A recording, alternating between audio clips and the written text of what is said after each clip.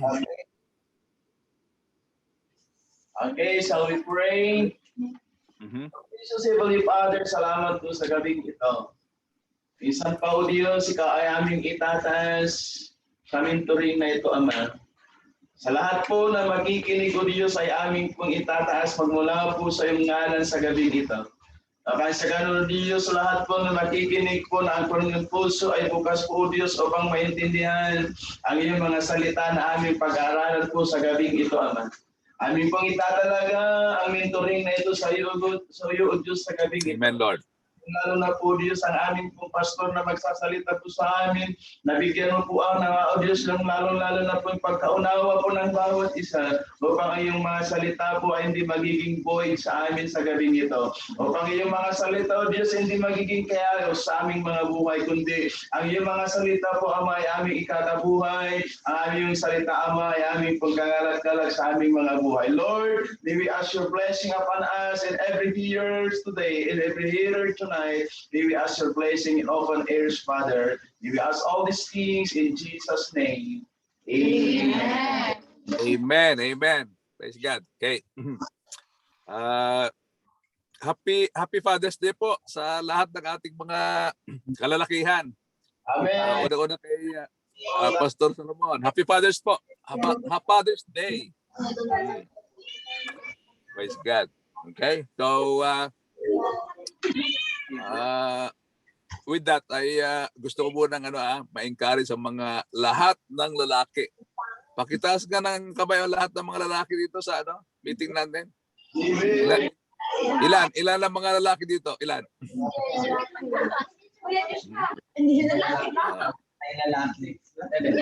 Ilan ba? Ilan ang mga lalaki?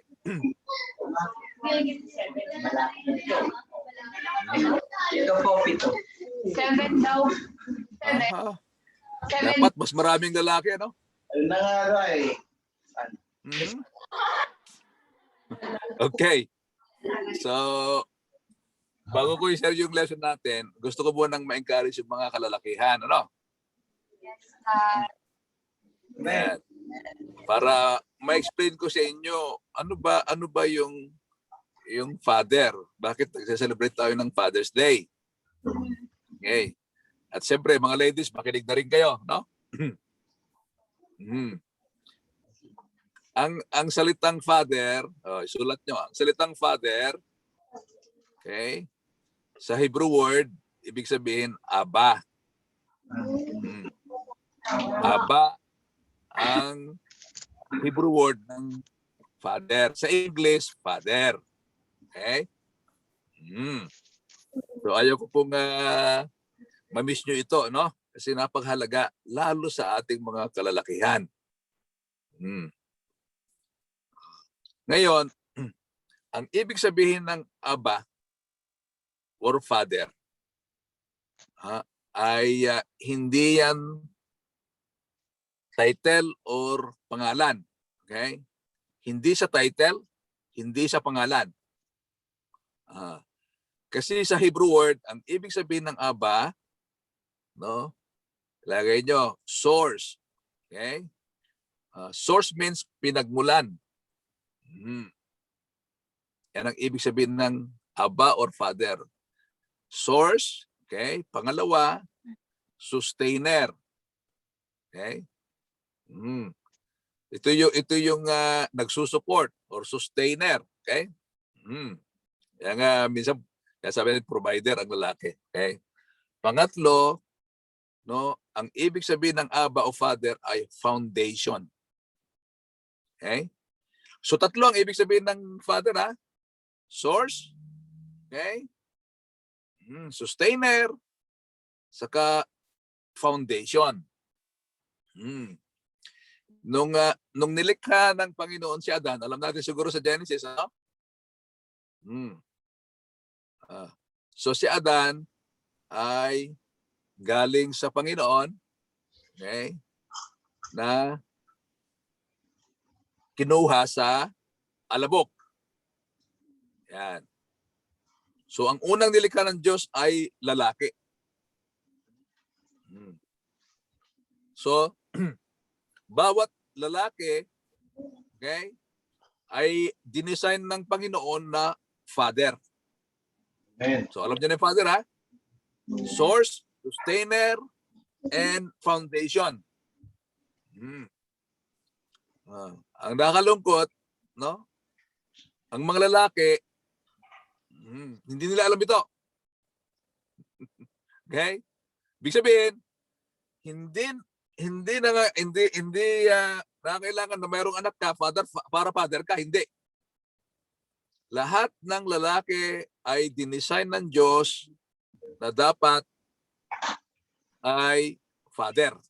Amen. Lalaki ay Meaning, ang salitang father ay isa position and function.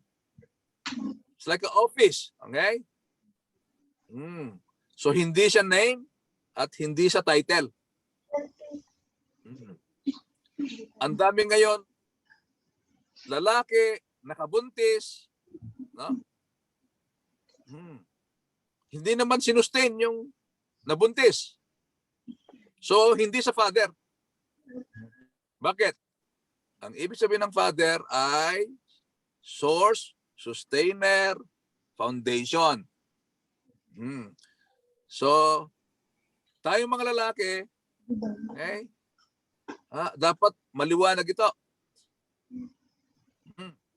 Para pag nag-asawa ka, no? Magiging maayos ang buhay ng pamilya mo kapag alam mo na ikaw ay father.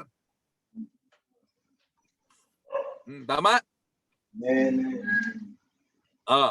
So ngayon,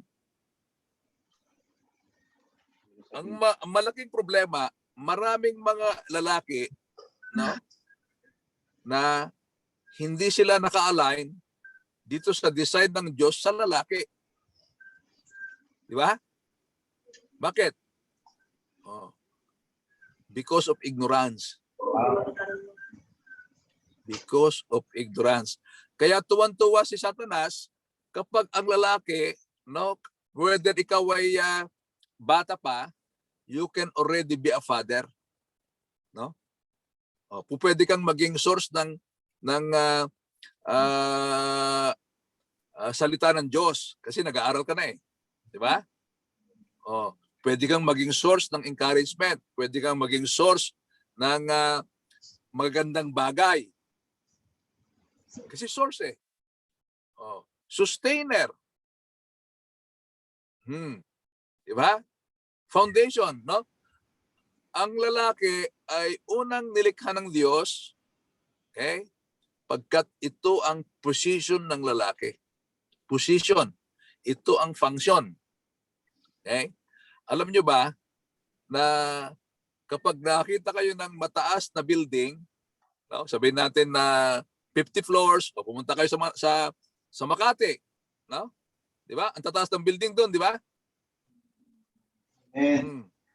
Yung nag-design ng mataas na building na 'yan, alam nyo ba, mga minamahal, na mas malaking pera ang iginugol doon sa foundation kaysa yung mga floor up to 100 or 50 floors. Mas malaking pera ang ibinayad or ginastos doon sa foundation ng building na yan. Okay? So ibig sabihin, kasi ang lalaki foundation, no? Nung nilikha ng Diyos ang lalaki, no? Mas matindi ang ginawa ng Panginoon, no, na effort. Okay? Nung nilikha niya ang lalaki. You see? Bakit? Kita nyo, minsan lang pumunta ng Panginoon, minsan lang siyang lumikom ng alabok. Okay? Lahat ng tao, no, galing dito kay Adan. Almost 8 billion people, hindi na bumalik si Lord, no? Para gumawa pa ng ibang tao. So foundation, no? Ang lalaki ay foundation. Alam niyo mga anak, minamahal, sa Amerika, 40%. Tingnan nyo kung meron kaming 300 million, 40% dito sa Amerika ay single mother, walang mga father. Tragic, ano? Kaya sumasama ang mundo. Bakit? Nawawala ang mga father. Okay? 80% ng mga rapists sa Amerika, lumaki na walang ama. Memang niyo yan? 71% ang mga nasa bilangguan ay walang mga ama. Walang father. Tignan nyo tragic kapag walang father. No?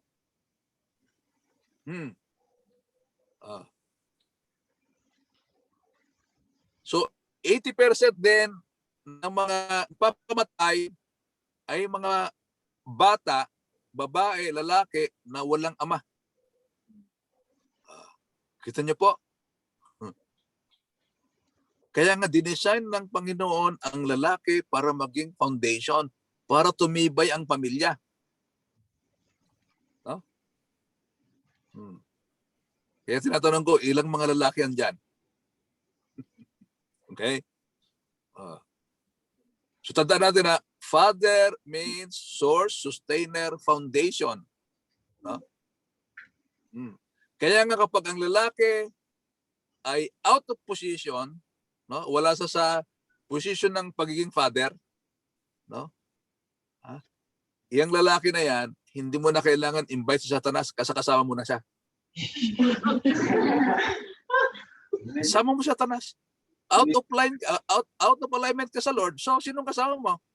Si Satanas. No?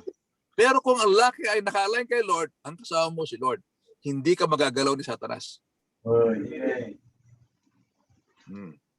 Gusto ko pong maintindihan ng mga kalalakihan pagkat we celebrated Father's Day. Okay? Sa mga churches, no, ang daming lalaking disaligned. Di ba? So, nung tayo na born again, mga minamahal, no, na-restore na lahat yung position na yan. Unang-una sa mga lalaki. Pag born again ka, kaya nga ikaw ay tinubos ng Panginoon para mabalik ka sa position mo as a father. Irregardless of your age. Kailangan mo lang maintindihan. Okay? Kaya nga pag sila ate mo na pag tinatawa akong tatay, no? Yung tawag nilang tatay sa akin, they are demanding from my fatherhood. Diba? Lahat ng tumatawag sa akin ng tatay, alam ko, no, that I should contribute something. Kasi sinasabi nila tatay, no, kayo po ay source. Diba? Make sense mga anak? Yes. Di ba matandaan nyo, sabi ko sa inyo, no, kapag wala kang pastor, okay, at wala ka pang tatay na believer, 2 beses kang fatherless. Kawawa ka naman. Di ba? Kasi wala kang source, walang magsusustain sa'yo. No? Wala kang model. Mga anak, okay? Kaya sabi ni Pablo, no, doon sa 1 Corinthians chapter 4, sabi niya doon, you have many teachers but you only have few fathers. Kasi nga hindi ito masyado na ituturo ano. Pero sa design ng Diyos, kapag lalaki ka, no, at ikaw ay na-born again, na-restore ka na sa position ng father. Kaya tayo nagdi-disciple. Para ma-align ang mga lalaki doon sa kanilang position. Sabi ko rin na father means, no, is not a title, no? Is not a name. Kaya nga sinasabi natin, our Father, ang Diyos ng pinagmulan ng lahat, siya din ang sustainer, siya din ang foundation. Kaya nung nilikha niyang lalaki, no, kaya sabi niya, let us make man in our image. No? Di ba ang babae galing sa lalaki? Oh, ganyan nilikha ni Lord. Kaya ang order doon sa 1 Corinthians 11 verse 3 sabi niya, the head of the man is Christ, and the head of the woman is the man, and the head of Christ is God. Tignan nyo, divine order. No? Kapag ang lalaki na disalign doon sa divine order, sabi ko nga sa inyo, no, kawawa naman ng family. Andyan na si Satanas. Kapag disalign ang lalaki sa divine order. Ganyan talaga inayos ng Panginoon, no? Si Christ, yung lalaki, pag may asawa na, yung wife, at mga anak. Kaya nangyayari kapag ang lalaki disalign, halimbawa yung asawang lalaki ay disalign, ang asawang babae, ang tawag diyan ay wala na rin sa lugar, kaya misplaced. Ang mga anak displaced. Wala na, walang alignment, no?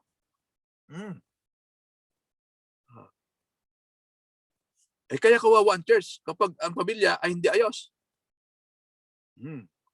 Kawawa ang community, no? Wala nang ilaw sa community kapag wasak ang pamilya ng mga mananampalataya. Bakit? Kasi ang lalaki ay misaligned or disaligned. Okay. Kaya ladies, kapag may manligaw sa inyo, ikaw ba ay naka-align? Yan ang tanong.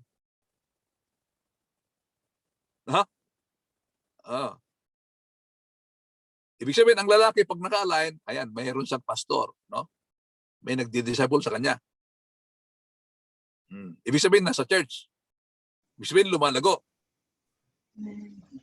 Iyan ang lalaki naka-align. Okay? Praise God. So, meron ba kayo nakuha mga anak? Amen. Okay. Kailangan mo natin maintindihan ng Father. Okay. Alam niyo ba na ang babae, hindi kailanman aalis sa Father. Hindi aalis sa Father. Okay? Kaya kasi sabi ng Bible, and man must leave his father and mother and cleave unto his wife. Genesis chapter 2, di ba? Hindi sinabi yan sa babae. Sa lalaki lang sinabi ng Bible. Kaya nga yung babae kapag kinasal, di ba? Ipapasa ng ama doon sa groom. Tama? Nakita niyo ba yan? Kaya yung babae pag kinasal, no? Kukunin din niya yung pangalan ng lalaki. Kasi kailanman ang babae kailan hindi mawalan ng father. Andiyan ba si James? So, mga anak, no? Tinuturo ko yung ibig sabihin ng father. Amen po. Mukhang hindi na natin mapuntahan yung ating topic, pero this is very interesting mga anak. No? Lahat ng lalaki ay dinesign ng Diyos na father. Kahit wala kang anak, if you function on the position of fathering. Kasi father is not a title, is not a name, but it is a position and a function. Okay? So lahat ng lalaking born again, no? Ang design sa'yo ng Diyos ay father. Okay? Ngayon lang ba narinig to? Matagal na sa Bible yan, mga minamahal. No? Kailangan lang ba discover natin? Imagine nyo, kung ma-disciple natin yung mga lalaki, not that they will be aligned in their position as a father. No? Again, father means source, sustainer, and foundation. Kaya nga, dapat yung dignidad ng father ma-restore sa lahat ng lalaki. Sabi ko kanina, kapag hindi tayo ma-align doon sa ating position, kasama ng lalaki si Satanas. You don't need to invite Satan. The fact that disalign ka, you are in the company of Satan. Oh, sa church, maraming demonyo sa church. Okay? Di ba? Ang lalaki na disalign sa church, okay? Si Satanas mayroong access diyan. Alam niyo, sabi mga kalalakihan, alam niyo sabi ni Jesus, Satan has nothing in me. Bakit? Kasi naka-align siya eh. Ang mga lalaki na naka-align sa kanilang position, no? Ay hindi yan magalaw ni Satanas. Okay? Di ba? Si Job ay naka-align kay Lord. Kaya nga si Satanas magpapaalam pa kay Lord yan eh. Pag naka-align ka. Pero pag disalign ka, sorry na lang, si Satanas ang kasama mo. At hindi yan maayos na buhay. Hindi yan maayos na future. Kami na mahal. Okay? So, mga precious man, no? Regardless yung edad nyo, kung ikaw ay na-born again, tandaan natin. No?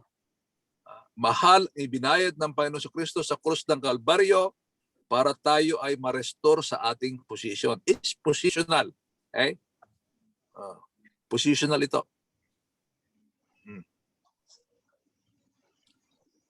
Natutuwa ako kasi nung ako'y na-born again, mga minamahal, 30 years ago, yung unang naging pastor ko, no, ay tinuruan kami na magpakalalaki.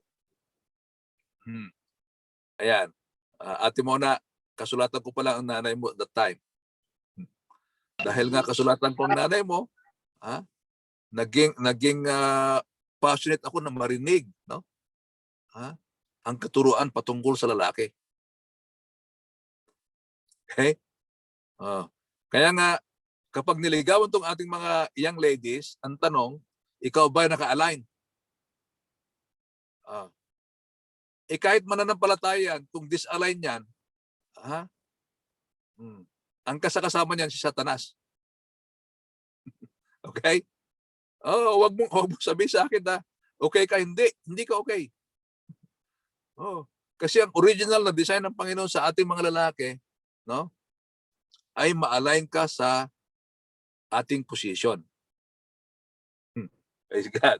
Okay?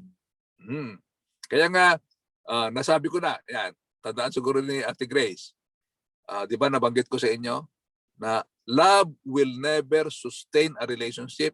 Love will never sustain a marriage. Di ba? Tandaan niyo yun? Amen.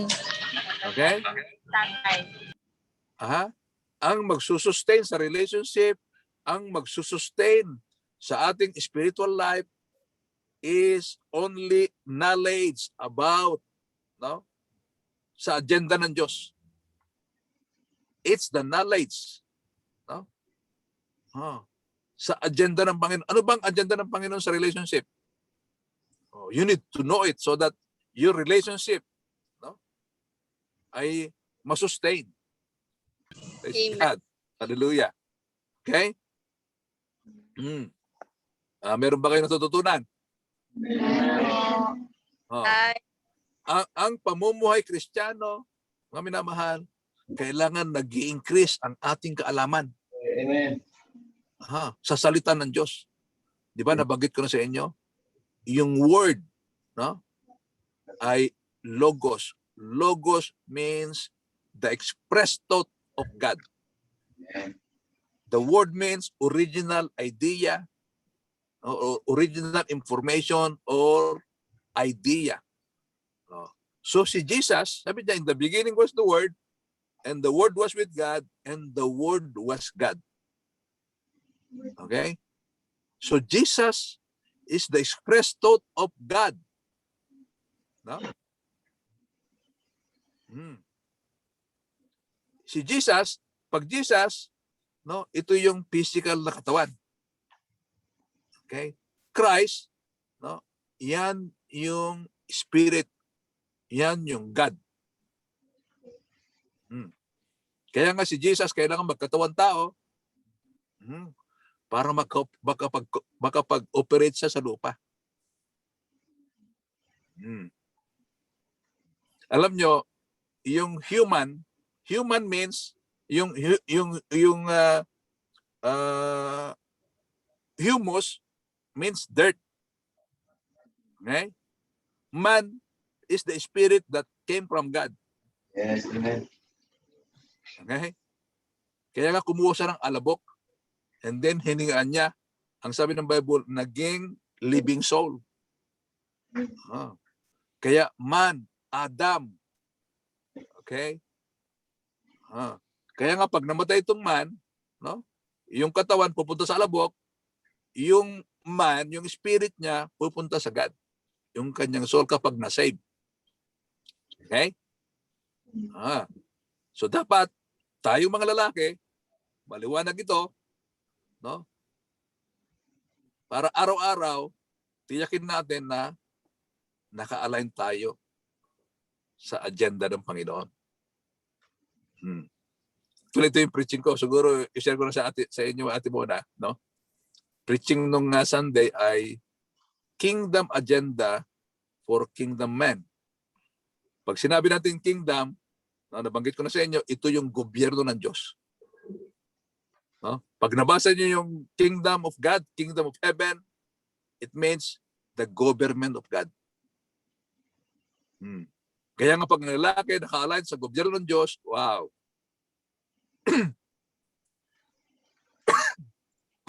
Satan has nothing in you. As long na naka-align tayo, Satan has nothing in you. Okay? So mga anak, evaluate natin yung mga kalalakihan natin. Kaya ang tanong, no, pagka nagkatinginan, are you in alignment?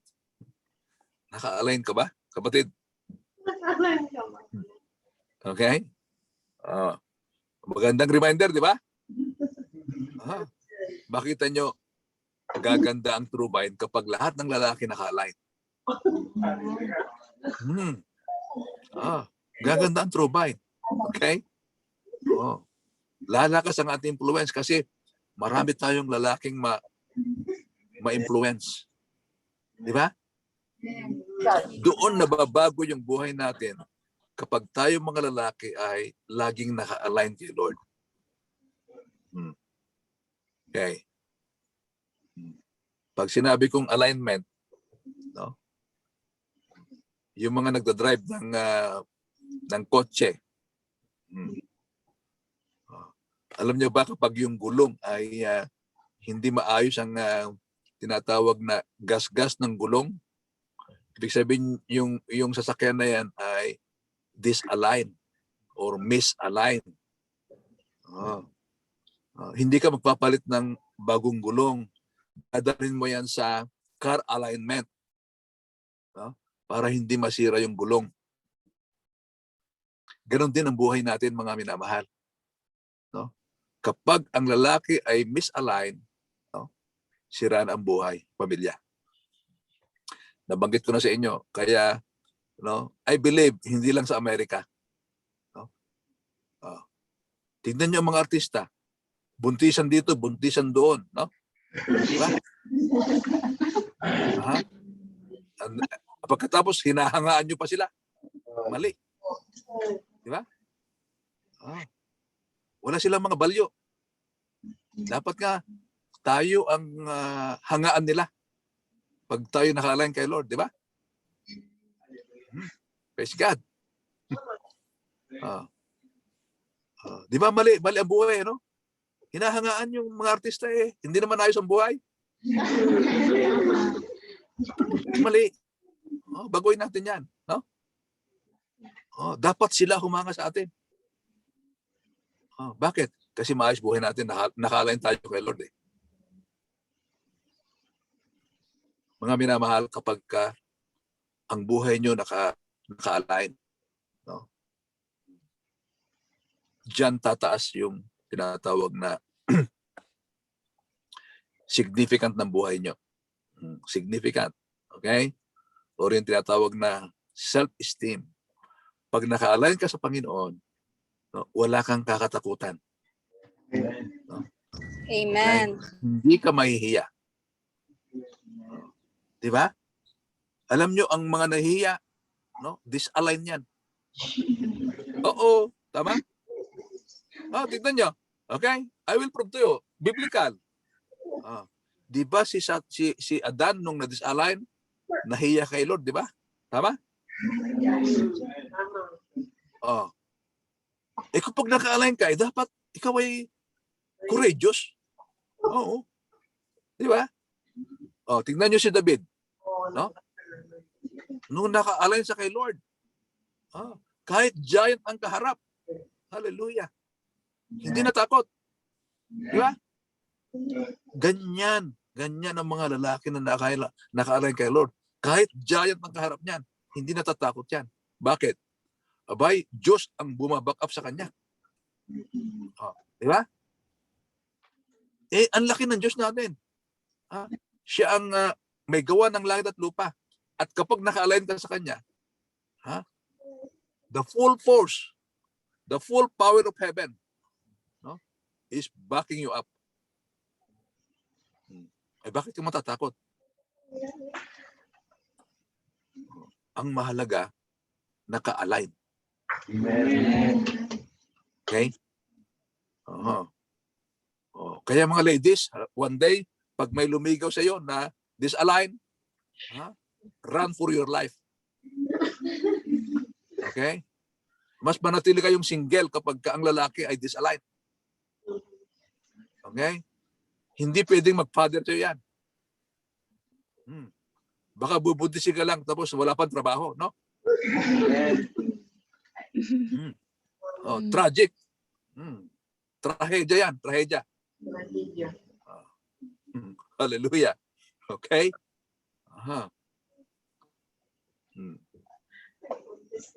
Ulitin ko mga anak. Kailangan natin, no, na mag-increase ng kaalaman. Okay? Increase. So yung mga disalign sa Lord, puro decrease yan. Decrease. Ninanakawan ni Satanas yan. Di ba? Sabi ng Bible, naparito ang magnanakaw. Para magnakaw. Pumatay, magwasak. So I challenge lahat ng mga kalalakihan natin ngayon. Get in alignment with God para hindi ka manakawan. You see? As long as you are in alignment with God, God will sustain you with knowledge. Hi, God is sustainer. Father eh. Naalala nyo, nabanggit ko rin sa inyo, ang godly man, di ba? Mayroong 5 criteria, di ba? Kasi father siya eh. Merong work, no? Provider, protector, cultivator, mentor, source. Yan ang man of God. Yan ang godly man. Kaya nga kapag ang lalaki ay nagfa-function, no, dito sa 5 quality ng godly man, walang problema ang babae.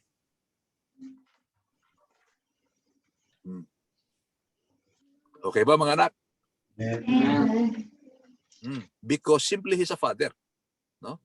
Again, father means source, sustainer, foundation. Yan. Praise God. Ang ganda kayang church family kapag ang mga lalaki nagpa-function sila. From their position. Praise God. Okay? Hmm. Siguro yung ating topic next time na kasi hindi ko na kailangan pa natin itong pag-aralan. Ano? Hmm. So ilagay dyan sa ano, Amen tayo. God's agenda for men. Yan ang agenda ng Panginoon. Okay? Kaya nung nakita ito mga anak, nung nakita ng Panginoon na si Adan, it's already functioning, ba? Di ba? Nagfa-function na si Adan doon sa kanyang position. Okay? Nagbigay ng pangalan ng mga hayop, no? Naglilingkod na sa kingdom ng Panginoon. Anong sabi ng Panginoon sa kanya? Wala pa si Eva diyan, ha? Wala pa. Di ba? Pero si Adan, he's already functioning from his position as a father. Nung nakita ng Panginoon, wow, si Adan, ginagawa na niya yung kanyang position. No?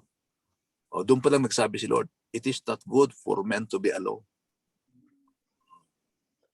So meaning, no, kung ikaw ay godly man, no, gawin mo muna mag-function ka muna sa position mo, practice mo muna, ma-disciple ka muna. Si Adan, bago binigyan siya ng Eva ng Panginoon, na-disciple muna siya. Okay? Kaya sabi ng Panginoon, it is not good for men to be alone. I will make him a suitable helpmate. No? Well, sa Tagalog, hindi magandang pakinggan yung katulong. Pero sa totoo, sa Hebrew word, no, napakagandang pakinggan. Yung salitang helpmate, no, ang ibig sabihin sa Hebrew ay collaborator. Collaborate.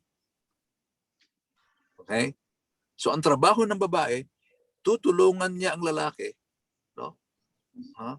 Para magampanan ng lalaki yung kanyang assignment. Ano assignment ng lalaki at babae? Genesis 1:28. No? Be fruitful. No? Yung fruitful na salita, productive. Okay? Productive. So dapat, no?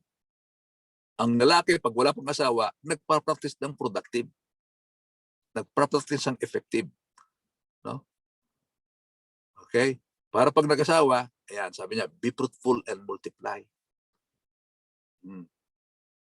Multiply means, no?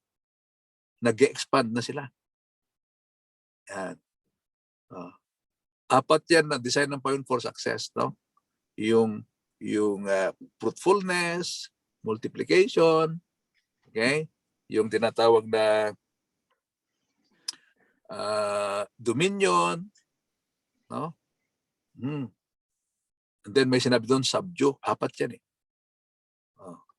Productive, nag-expand, okay?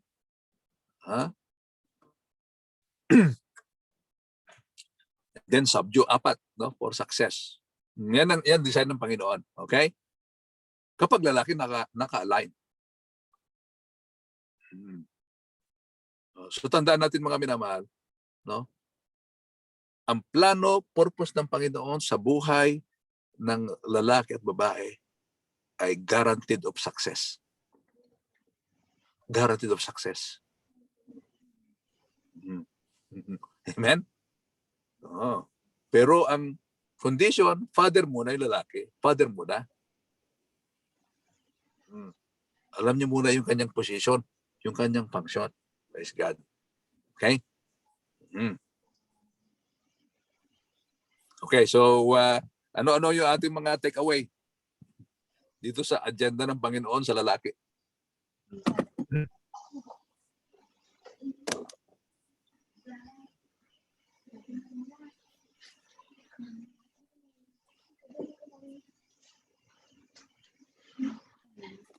So tayo Tatay kami po muna dito sa home ang mag-share. Sige. Sige na. Sige.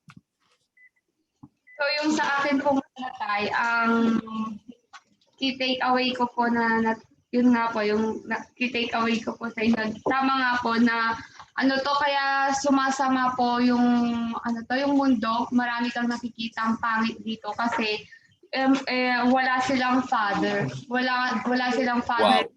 Opo, wala po silang father na nag-lead sa kanila kasi kung kung maayos yung family mo, 'di ba? Hindi ka naman mapapariwara, hindi ka naman magiging masama kung baka magiging masama. Ayun, at saka Exactly. opo. At saka yun, kapag yung sinabi niya din tayo na maganda din po yung kapag naka-disalign ka sa Panginoon, hindi, nakabilang ka na din sa company ni Satanas kasi sa ni Satanas. Kasi nga, Yes. kasi nga po, totoo po, kasi kapag wala na tayo, kapag pinuputol natin yung connection natin sa Panginoon, tinatali naman natin yung connection natin sa kay Satanas, 'di ba? Kaya tayo nakakaroon ng mga kasalanan, sin, ganon, kasi wala tayo sa alignment sa Panginoon. Yes. Wow. Galing.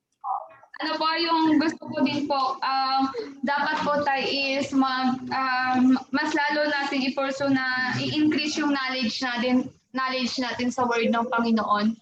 Sa salita niya, the more na puno tayo o the more na may knowledge tayo about who Jesus is, who God is, maa-align tayo sa plano niya, maa-align tayo sa path na gusto niya sa atin. Ganon. Yes. Praise God. Mhm. Tapos po, Ayan, yung po. Ang gusto ko din po kapag kinukuhan tayo, pag nililigawan tayo ng mga lalaki, gano'n, dapat. Anong tanong, anak? Anong tanong? Hindi pa tayo, yung kapag kinukuhan tayo, may nagkukuhan sa atin na boy o na may nagpupurso sa atin. May nagpupurso. Yes. Mhm. Dapat tingnan po muna natin na naka-align siya sa Panginoon. Aha. Wala. Yun, kasi kapag hindi siya naka-align po, kapag naka-disalign po siya, sira po ang buhay natin, sira po yung future natin. Yun po. Wow. Kuha. Very good, anak. Very good. So, hindi niya po tayo malilid. Dapat nga po, kung po muna siya kay Lord, dapat maililid ka niya through sa kingdom ng sa ministry ng Panginoon. Hindi yung ilalayo ka niya, yung i-disalign ka niya sa ministry, sa kingdom. Ganon. Kaya, be wise po tayo. yes. Yun po, be wise po sa atin. Be wise po sa nagpo-pursue sa atin. Tignan po natin ng mabuti kung nandoon po siya naka-align po siya sa Panginoon. Nasa position. Yes. O nasa position. Mhm. Yun lang po sa akin, Tay. Hallelujah. Very good. That's a good takeaway. Sino pa? Si Karen na po, Tay. Sige, next. Ayan, yung sa akin naman po, Pastor, is yung sinabi mo po doon na, kung hindi tayo naka-align sa Panginoon, yun nga, si Satan ang basang kasama natin. At saka kung naka-align tayo kay Lord, hindi tayo kayang galawin ni Satan. At saka yun nga po, yung parang natutulad Yes. is, kung wala po tayong father, parang makiwag tayo. No, awan mo tiyagi sursuro ka. Pag walang nagtuturo sa atin, Oo. wala tayong father, Fatherless. Ano? ibang pupuntahan yung ibang patutunguhan yung buhay natin kasi walang magtuturo, walang magbabantay sa atin, kaya kailangan natin lahat ng father, kailangan po natin yung mga pastors natin. At saka yun doon din po sa sinabi ni Ate Domelin na pag may nanligaw sa'yo, kailangan is piliin mo yung naka-align sa Panginoon, kasi pag napili mo yung hindi naka-align sa Panginoon, pati future mo siguro maapektuhan at masisira. Yun lamang po. All the glory.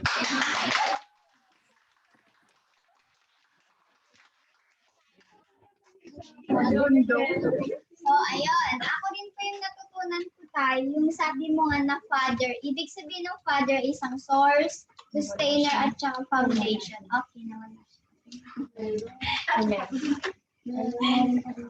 Ayun.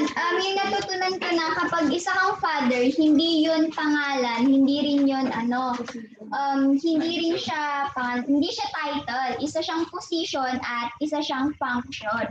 Ibig sabihin, ang pagiging father, hindi lang siya titulo or di kaya yun yung ginagawa mo, yun yung sinasapamuhay mo. And yun, sabi nga po ni tatay na kapag Yes. naka-disalign ka, hihiya ka. Kaya dapat, kapag naka-align ka kay Lord, dapat makapal yung mukha mo. Kaya yung mga makapal. Yes, very good. Siyempre makapal kay Lord, hindi makapal sa ano. Ano ba yan? Matapang, ibig sabihin, matapang kay Lord, no? Ayun na lang, matapang, hindi makapal ang mukha. Makapal ang mukha. Ayun, as long as Maganda rin yung makapal ang mukha para hindi na nahiya. So, ayun. Isa rin pong natutunan ko ng magandang point is as long as na naka-align ka kay God, as long as you are with God, He will sustain you with knowledge and wisdom about sa kingdom agenda niya habang nabubuhay ka, habang nasa walk ka niya. And ayun, Wow. sabi nga po ni tatay na be fruitful, be productive, be effective, and multiply. Ayun. And sabi niya din, ayan, sabi din niya yung buhay Kristiyano, dapat nag-i-increase ka sa word ni God. Wag yung puro pag napakinggan mo, hanggang doon ka na lang. Diyan. Aha. Very good. Bakit wala yata mga lalaki mag-take away? Dapat silang si Aidan na po tayo. May isang lalaki. Sige. Dapat tumayo yung mga lalaki. Ang mga lalaki. Lalaki ah. Praise God. Nakalain yan.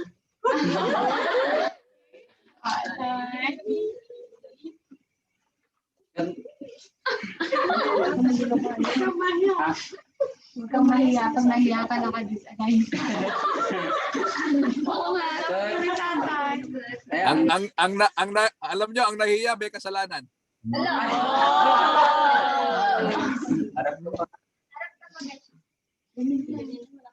Ayan, Pastor, yung natutunan ko naman yung sinabi mo na pag ang lalaki ay naka-align o ang tao ay naka-align sa Diyos ay nandun na hindi natatakot, hindi nahihiya na nandun na matapang. Sabi nga rin ng iba na kaya sa mga lalaki o sa mga lalaki na matatakotin ay naka-disalign pala. Ayan. Naka-disalign. Opo, Pastor, naka-disalign. At nandun na sabi mo na kanina na ang mga lalaking born again ay dapat nandun na naka-align dun sa design ng Diyos. So, sa lalaki maging father, maging ama, maging foundation. Yes. Hindi yung lumpalamunin. Hindi yun. Kundi nandun na siya yung pundasyon, hindi lang siya sa ama, kundi nandun na isa siyang pundasyon. At isa pong natutunan ko at ngayon ko lang narinig na yun, hindi dahil wala kang anak hindi dahil sa wala kang anak o wala kang asawa ay hindi ka na ama, kundi ang original design ng Diyos sa mga lalaki ay nandun na maging isang ama o maging pundasyon. At yun lang po.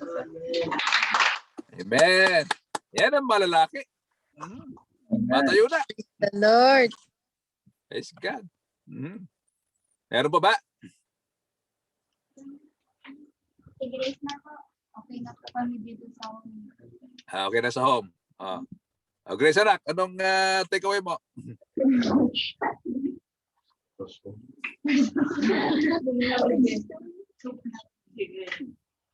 Mapakinggan natin sila, sila Mark, itong mga men natin. Grace, sige. Okay po.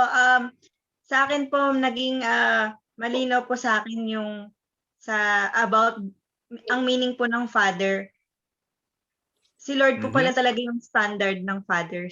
Because he is the Yes. source, he is the sustainer, and he is the Foundation. foundation. At siya yung ginawa niyang standard. Ginawa niyang standard yung sarili niya para sa mga kalalakihan. At Yes. yun nga, dapat talaga kilala natin yung Panginoon at to be able to become like Him. At ang isi-share ko naman po is dun sa part na gusto ko po magdagdag dun sa part na dun sa position po, Pastor, na in-explain niyo po kanina. Yes. Dapat po talaga And function, malinaw sa yes. atin yung position po natin. Yes po, yung function natin sa kingdom ng Panginoon. Because kahit pa sabihin mong yung jowa mo is Christian, para sa mga sa mga gusto nang magka-jowa dyan. Kaya sabihin mo pa na yung sorry for the word. Christian, Kahit Christian hindi mo pa nga, yung pero partner disalin mo naman. is Christian. Christian kayo pareho. Kung hindi naman kayo naka-align, wala pa kayo, kung hindi nyo pa alam yung position nyo, yung function nyo sa kingdom ng Panginoon, at hindi nyo pa hindi nyo pa sinusunod yung tamang season ng buhay ninyo, then Yes. you are still in danger. You are still in danger. It's very important that we know our position sa kingdom Wow. ng Panginoon. At yun nga, totoo yung sinabi niyo po kanina, love can never sustain a relationship po. Totoo po yan, ulitin ko po. Only sa Yeah. knowledge, knowing the agenda of the Lord in our lives, yun ang makakapag-sustain sa atin. At hindi lang sa relationship natin sa isang tao, syempre relationship natin sa church, relationship Sa bawat natin, isa. commitment sa church, commitment natin sa bawat isa, commitment natin sa pamilya natin. Yun po, Pastor, at maraming salamat po. To God be the glory. Po. Very Thank you good. po. Wow. Si Mark, pwede ba natin pakinggan si Mark?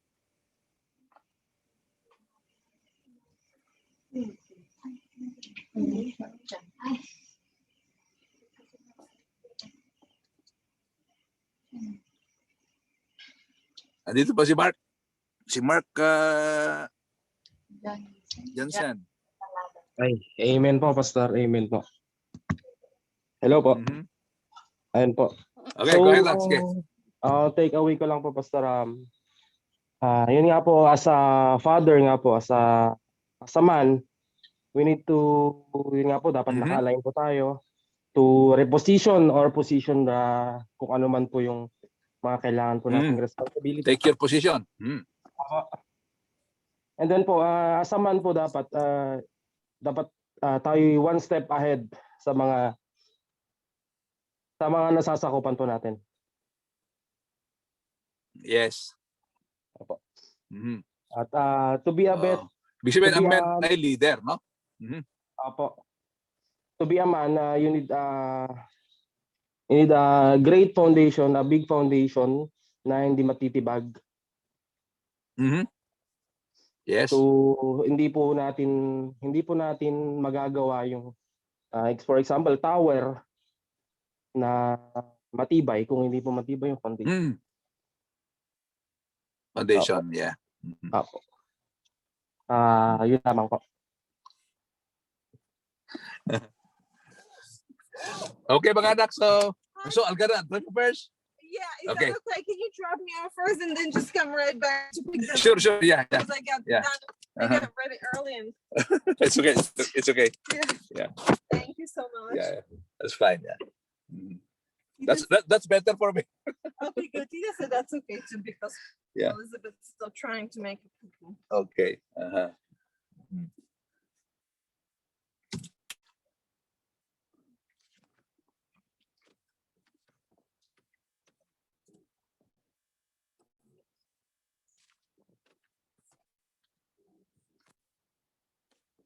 So I'm handling some meeting. Anyway, I'm on na. Yes, Star. So anak, just go ahead. Pakinggan po yung mga takeaways nila. No? Okay po. Okay ba na? God bless you all. Thank you po, Tay. Okay, God bye-bye. bless po. Okay, bye. God bless tayo. Thank you po. Meron ba gusto i-share ang True Vine Pao? Yan, amen. Magandang gabi po sa ating lahat. Yan. Takeaway ko lang po yung kung naka-align ka kay Lord is dapat hindi ka nahihiyang tumayo or gumawa para sa Panginoon. Lagi po nating tandaan na hindi tayo gumagawa or hindi tayo tumatayo para sa tao. Tumatayo tayo or gumagawa tayo para sa Panginoon. Yun lang po. Amen. Good job. True Vine Pao. Meron pa po ba gusto mag-share? Alam ko na late si Jessie, kasalanan ko. Hindi ko na-send kaagad yung link sa kanya. Jessie, may gusto ka ba i-share? Opo. Go, Jessie. Opo, based po sa mga inarinig ko.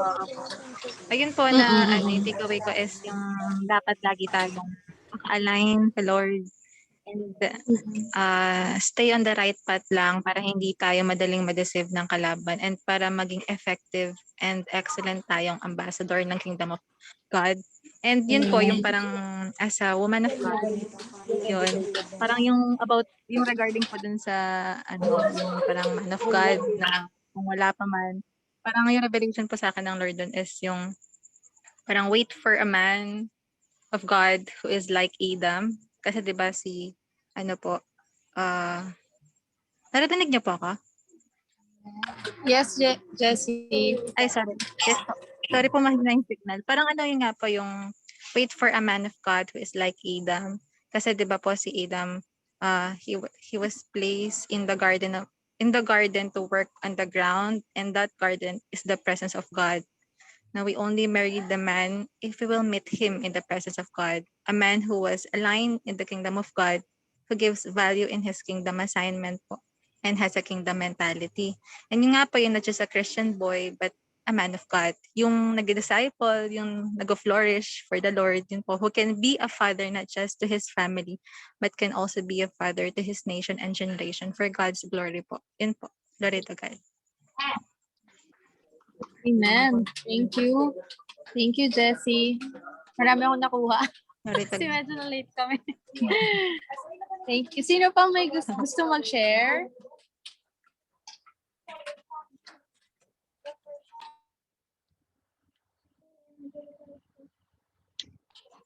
Wala na. Gusto kayo share? Ano gusto mo ulitin? Ako siguro ang key takeaway ko naman sa gabi ngayon inaabot ko is yun nga. Yung bukod dun sa love will not sustain you, kundi yung knowledge natin of who God is. Sobrang importante yun. And feeling ko, dadalhin ko yun habang buhay. Tapos, yung sinabi nga ni, na-emphasize kanina ni Aidan na hindi porket mawala tayong anak is wala na tayong responsibility like a father. Pero all of us, lahat ng mga guys or men, diba, have this responsibility na maging father. And ayun, siya, eye-opener sa atin, lalo na siguro sa mga lalaki. One step ahead. Natay kanina. Yun lang. Yun lang yung sa akin. And thank you po sa lahat nang nag-join. Ayan, kami joining. So picture muna tayo bago tayo mag-leave. Kain na tayo. Picture. Ako pala, sorry. Okay, one. Kaya ko ba to? Kaya ko to. 1, 2, 3.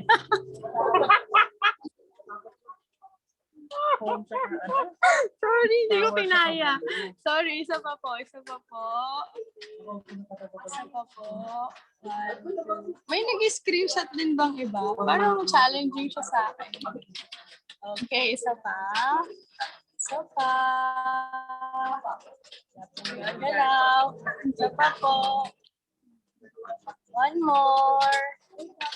Wala ito. Ayan. Wait lang po. Smile. Steady. 1, 2, 3. Ayan. Sustain pa kayo. Ayun. So, thank you po everyone. Again, for parang joining. hindi yata kaya ng ano ko. Screen. Phone ko. Oo nga eh. Ako din eh. Kasi nasa ano ako. Nasa phone lang din ako. So, yun. Thank you. God bless po sa atin. Salamat for joining. See you again next Thursday. Thank you po. Sige po. Bless. God bless po. God bless everyone. Thank you guys for setting up. Sa mga nasa home, very good kayo. Ate, moving! Bye-bye po. God bless everyone. Wala na. Wala na. Wait,